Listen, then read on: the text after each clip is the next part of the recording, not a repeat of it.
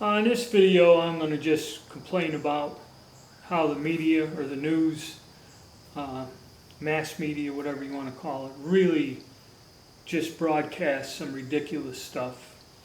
They should think about it. I usually turn the local TV news on every morning, get an idea what the weather report, traffic conditions, all that other stuff. But the past couple days has been insane. What's been put out there. Um, I'll do another video on that, but they were talking about the guy that was involved in a mass shooting in Walmart.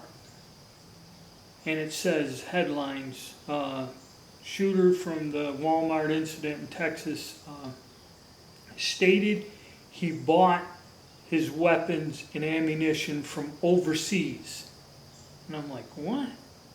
They go, yes, he bought his weapon and ammunition from overseas. And that's how they did it. And the guy explained. He goes, well, he got an AK-47 from Romania and all his ammunition was out of Russia. And I'm like, how the hell did he go to Romania or have an import-export license to buy a gun?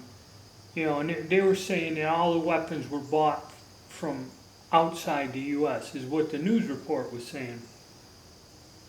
And I said, you people are so dumb. Don't you understand that this stuff's imported from all over the world? That, you know, Russian-made ammunition is a staple in this country, and basically a lot of it out on the market is produced in another country, whether it be Russia, you know, Norma is made up in Sweden, or Fiocchi is in Italy. There's a lot of foreign manufacturers that have their products there, but I mean, to make that ridiculous statement, he bought his stuff from overseas. I mean, and that just really, when you report that, and one of the gun control people stated that when they put ridiculous stuff like this out, it confuses people who know nothing about guns. And when they go to voice their opinion about gun control, they look like idiots. Okay? And I can see the guy's point, because nobody pays attention or listens. They just hear some stupid crap on the news, whether it's true or not, and then go off like you can make a gun on a 3D printer.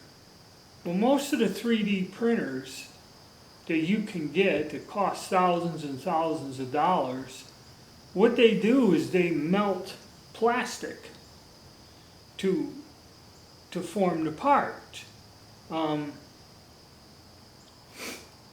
And you can't really make a firearm out of plastic, okay? It's just plain and simple. So that nonsense, college kids are going to school or going somewhere to do it isn't going to happen.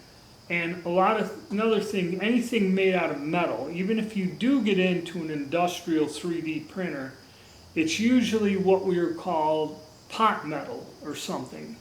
It will spray and bond a metal alloy, which is powdered, and then that has to be taken and hardened in a furnace, and you make things like doorknobs, light fixtures, things like that out of it, not firearms. Now, of course, some of you have seen the video where the guy did, with a 3D laser printer, make a pistol out of steel. Okay?